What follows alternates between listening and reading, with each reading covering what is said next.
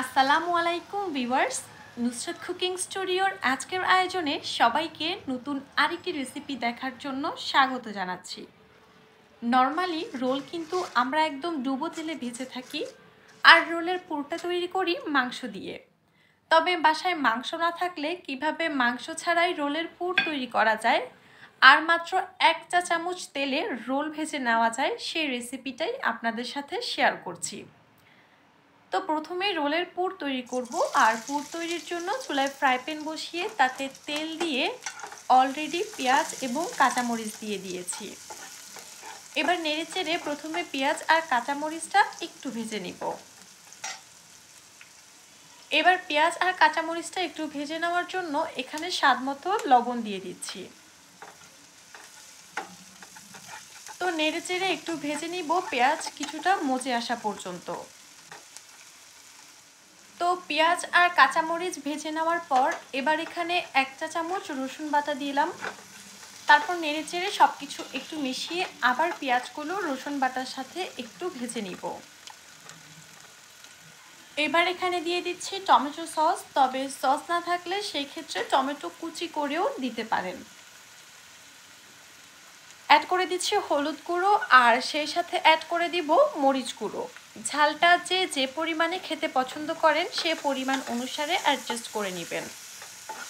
এবার সব কিছু নেড়েচেড়ে মিশিয়ে নিচ্ছি, আর আপনি কতটুকু পুর তৈরি করতে চাচ্ছেন সে পরিমাণ অনুসারে আসলে সবগুলো উপকরণ কমিয়ে বাড়িয়ে অ্যাডজাস্ট করে নিতে হবে। তো এবার অল্প পরিমাণে পানি অ্যাড করে দিচ্ছি যেন মশলাগুলো আবার নিচ থেকে লেগে না যায়। তো ব্যাস, এবার নেড়েচেড়ে পানিটা টেনে আসা পর্যন্ত সব কিছু মিশিয়ে নিব। তো এদিকে পুরটা ভাজা হতে থাক। এখানে আমি অন্য একটা বাটিতে 2টা ডিম ভেঙে নিচ্ছি। আগেই বলেছিলাম রোলের পুরটা আমি মাংস ছাড়া করব, তো আজকে রোলের এই পুরটা ডিম দিয়ে করব। বাসায় যদি মাংস না থাকে সেই ক্ষেত্রে এভাবে ঝটপট কিন্তু ডিম দিয়েই রোলের পুরটা বানিয়ে নেওয়া যাবে। তো এবার এই যে 2টা ডিম ভেঙে নিয়েছিলাম সেই ডিমগুলো এই পুরের ওপর থেকে দিয়ে দিচ্ছি। তারপর একটু অপেক্ষা করব ডিমটা একটু সেদ্ধ হয়ে আসা পর্যন্ত।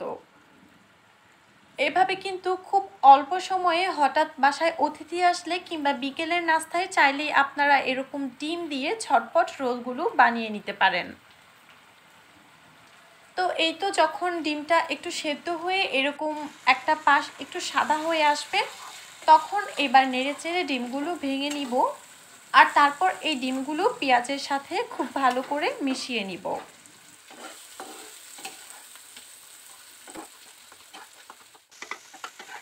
তো এইভাবে একটু নেড়েচেড়ে ডিমগুলো ভেঙে ঝুরি ঝুরি করে নিব। তো রোলের জন্য পুর তৈরি কিন্তু রেডি। এবার এই পুরটা নামিয়ে আমরা রোল তৈরির জন্য রোলের রুটিটা রেডি করব। তো এখানে আমি অলরেডি আটা সেদ্ধ করে খুব ভালো করে আটাগুলো মথে নিয়েছি। আর নর্মালি আমরা বাসায় রুটি তৈরির জন্য যেভাবে আটা সেদ্ধ করি ঠিক সেইভাবে আটাগুলো সেদ্ধ করতে হবে। তাই আটা সেদ্ধর স্টেপটা দেখিয়ে আমি ভিডিওটা আর বড় করলাম না। তো আমি আটাগুলোকে ছোট ছোট গোলা করে ভাগ করে নিয়েছি। যেহেতু রোল তৈরি করব তাই খুব বেশি বড় করেও ভাজতে হবে না, আবার একদম ছোটও হবে না। মোটামুটি মিডিয়াম সাইজের রুটিগুলো বেলে নিব। আর সাধারণত আমরা বাসায় নর্মাল রুটি যেইভাবে বেলি এগুলো ঠিক সেইভাবে বেলে নিতে হবে, তবে একটু পাতলা করে নিলে রোলটা খেতে বেশি ভালো লাগবে আর রোলটা ভাজতেও সুবিধে হবে। তো ঠিক এভাবে করে একটু পাতলা করে আর মিডিয়াম সাইজে এই রুটিগুলো বেলে নিচ্ছি। আর অবশ্যই রুটির জন্য আটাটা একটু ভালো করে মথে নেবেন, তাহলে রুটিগুলো বেলতে সুবিধে হবে, প্লাস রোলগুলো ভাজার সময় ফেটে যাবে না। তো এই তো এইভাবে করে আমি একে একে সবগুলো রুটি বানিয়ে নিয়েছি, আর খুব পাতলা করে কিন্তু রুটিগুলো বেলে নিয়েছি। তো এইবার আমরা রুটিগুলো একটু ছেঁকে নিব। রুটি ছাকার জন্য চুলায় একটা তাওয়া বসিয়ে এবার এর মধ্যে একটা রুটি দিয়ে দিলাম, আর এই রুটিগুলো কিন্তু খুবই হালকা করে জাস্ট এপিট ওপিট একটু তাপ লাগিয়ে উঠিয়ে নিতে হবে। নর্মালি আমরা যখন রুটি ছেঁকি তখন কিন্তু দুই পাশ খুব ভালো করে একটু ব্রাউন কালার করে নিই, তবে এই রুটিগুলো জাস্ট দেওয়ার পর এপিট ওপিট উল্টে পাল্টে উঠিয়ে নিতে হবে। সর্বোচ্চ এক পাশ 4-5 সেকেন্ড করে রেখে তারপর উঠিয়ে নিব। তো আশা করি আপনারা দেখে বুঝতে পারছেন আমি রুটিগুলো দিচ্ছি আর এপিট ওপিট কয়েক সেকেন্ড করে রেখেই রুটিগুলো উঠিয়ে নিচ্ছি। তো এইভাবে করেই একে একে সবগুলো রুটি প্রথমে ছেঁকে নিব। তো রুটিগুলো সব ছেঁকে নিয়েছি। এবার এদিকে অন্য একটা বাটিতে 1 চামচের মতো ময়দা নিয়ে নিচ্ছি আর সাথে কিছুটা নর্মাল পানি দিয়ে দিচ্ছি। এবার খুব ভালো করে ময়দা আর পানির এই মিশ্রণটা গুলিয়ে নিব।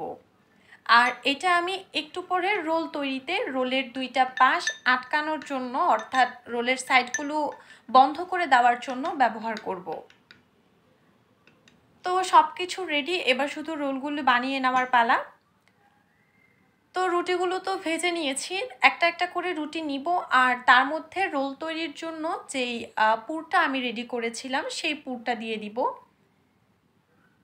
আর পুর কিন্তু বেশি পরিমাণে দেওয়া যাবে না, এতে করে দেখা যাবে ভাজার সময় সাইড থেকে পুরগুলো বের হয়ে আসবে।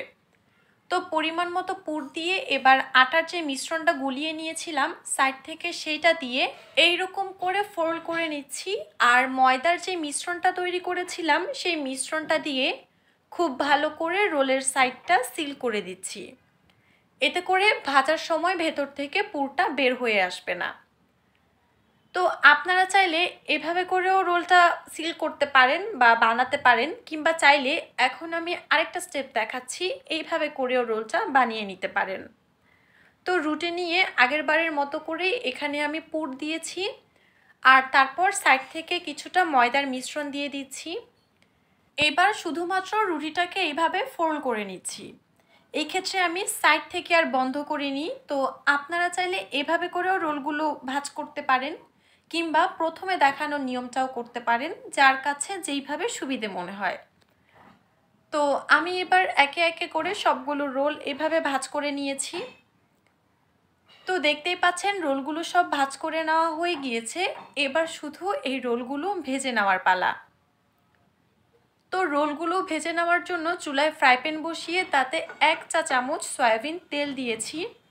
খুবই অল্প তেলেই কিন্তু আপনি এভাবে করে রোলগুলো ভেজে নিতে পারবেন। তো তেল গরম হওয়ার পর এবার এখানে একে একে রোলগুলো দিয়ে দিচ্ছি। নর্মালি রোল একদমই ডুবো তেলে ভাজা হয়।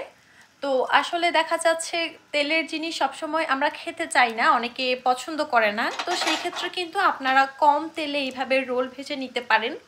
এতে তেলও কম খরচ হবে, আবার খেতেও ভালো লাগবে। এবার জাস্ট উল্টে পাল্টে রোলগুলো ভেজে নেওয়ার পালা।